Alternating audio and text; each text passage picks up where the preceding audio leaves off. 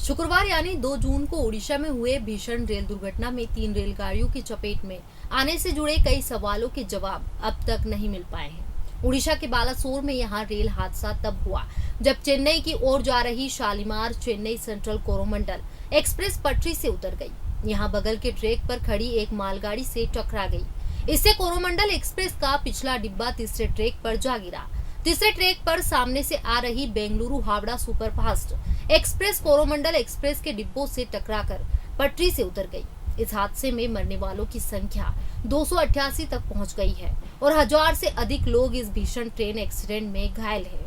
नमस्कार, आप देख रहे हैं देश न्यूज। आपके साथ मैं हूं रानी नागर। आज के हमारे प्रोग्राम में हम जानेंगे कि उड़ीसा ट्रेन दुर्घटना कैसे हुई और साथ ही ये भी जानेंगे कि किस वजह से हुई है इतनी बड़ी दुर्घटना, किस वजह से हुआ उड़ीसा में इतना बड़ा ट्रेन एक्सीडेंट। इस रेल हादसे पर रेल मंत्री अश्विनी वैष्णव ने बड़ा बयान दिया है। उन्होंने कहा कि इलेक्ट्रॉनिक इंटरलॉकिंग की वजह से दुर्घटना हुई है, इसकी जांच की जा रही है। अश्विनी वैष्णव ने कहा कि हादसे की वजह से कौन लोग इसके लिए जिम्मेदार है, इसकी पहचान कर ली गई है, लेकिन जांच पूरी होने का इंतजार करना चाहिए। लेकिन अभी कुछ भी कहना ठीक नहीं होगा, पहले जांच पूरी होना जरूरी है। अभी हमारा सारा फोकस रेलवे की व्यवस्था को दोबारा चालू करने को लेकर है। रेल मंत्री ने बताया कि जिस जगह पर हादसा हुआ वहां 4 रेलवे लाइन है, 2 मेन लाइन है और 2 लूप लाइन है। मेन लाइन को क्लियर करने का काम पूरा हो गया है। लूप लाइन पर अभी काम चल रहा है। जल्द ही पूरा मेन रूट चालू कर दिया जाएगा। इस दौरान रेल मंत्री ने कवच सिस्टम पर भी सफाई दी। उन्होंने ममता बनर्जी पर निशाना साधते हुए कहा कि इस हादसे का कवच से कोई लेना देना नहीं है।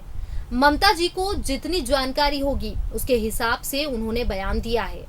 यहाँ पॉइंट मशीन की बात सामने आई है, इलेक्ट्रॉनिक इंटरलॉकिंग की वजह सामने आई है। ममता बनर्जी ने जो कहा उससे कोई लेना देना नहीं है। चलिए अब हम आपको बताते हैं कि शुक्रवार की रात इस दुर्घटना के दौरान क्या क्या हुआ, कैसे हुआ ये हादसा। शुक्रवार 2 जून को हावड़ा के पास शालीमार रेलवे स्टेशन से track number 12841 Shalimar Madras Coromandel express अपने निर्धारित समय पर निकली। 23 डिब्बों की इस ट्रेन को अप लाइन पर बालासोर, कटक, भुवनेश्वर, विशाखापट्टनम और विजयवाड़ा होते हुए चेन्नई पहुंचना था। इस ट्रेन ने दोपहर बाद 3:20 पर अपना सफर शुरू किया और यहां पहले सतरंगाछी रेलवे स्टेशन पर रुकी और फिर महज 3 मिनट की देरी से खड़गपुर स्टेशन पर पहुंची। ट्रेन शाम 5:05 पर खड़गपुर स्टेशन से चलना शुरू हुई। यहाँ ट्रेन शाम 7 बजे बालासोर के पास बहानगा बाजार रेलवे स्टेशन की तरफ बढ़ रही थी। इस ट्रेन को बहानगा स्टेशन पर बिना रुके सीधे आगे निकल जाना था, लेकिन यहाँ स्टेशन पर मेन लाइन की बजाय लूप लाइन की तरफ चली गई। इस स्टेशन पर लूप लाइन पर एक मालगाड़ी खड़ी थी और तेज गति में चल रही कोरोमंडल एक्सप्रेस ने मालगाड़ी को पीछे से टक्कर मार दी। All India railway men's federation के महामंत्री शिव गोपाल मिश्रा ने बताया कि किसी तकनीकी खराबी की वजह से कोरोमंडल एक्सप्रेस को हरा सिग्नल दिया गया या फिर तकनीकी गड़बड़ी से ही यहां ट्रेन मेन लाइन को छोड़कर लूप लाइन पर चली गई, जिसे यहां हादसा हुआ है। कोरोमंडल एक्सप्रेस ट्रेन ने मालगाड़ी को पीछे से टक्कर मारी। इस कारण ट्रेन के 12 डिब्बे पटरी से उतर गए। इसके कुछ डिब्बे गिरकर दूसरी तरफ डाउन लाइन तक पहुंच गए और उस पर आ रही यशवंतपुर हावड़ा एक्सप्रेस से टकरा गए।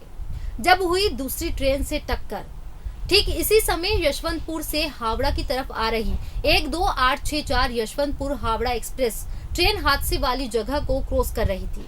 22 डिब्बों की यहाँ ट्रेन करीब 4 घंटे की देरी से चल रही थी और ट्रेन का ज्यादातर हिस्सा हादसे वाली जगह से आगे निकल चुका था।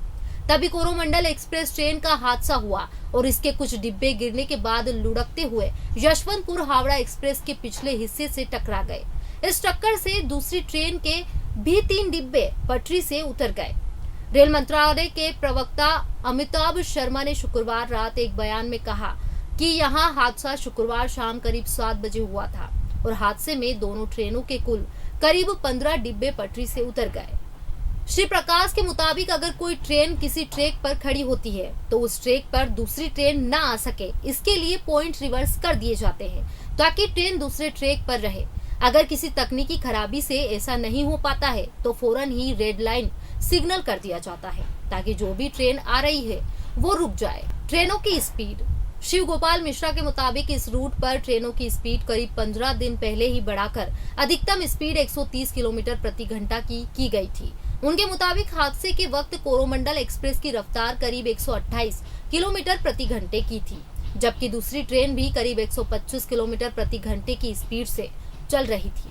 रेलवे के पुराने ICF डिजाइन के कोच के मुकाबले हादसे में LHB के डिब्बे एक दूसरे के ऊपर नहीं चढ़ते हैं। इससे किसी डिब्बे के दबने का खतरा नहीं होता है और मुसाफिरों को जान का खतरा कम होता है।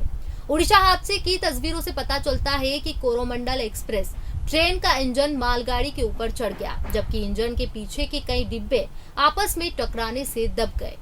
दक्षिण पूर्व रेलवे ने हादसे से प्रभावित लोगों की मदद के लिए कई हेल्पलाइन नंबर जारी किए हैं। साथ ही शनिवार को दक्षिण पूर्व रेलवे हावड़ा से बालासोर के लिए स्पेशल ट्रेन चला रहा है, जिसके जरिए परिजन दुर्घटना वाली जगह तक पहुंच सकते हैं। उड़ीसा ट्रेन एक्सीडेंट के बारे में आगे क्या कुछ और जानकारियां सामने निकल कर आती है, हम आपको इसका अपडेट देते रहेंगे।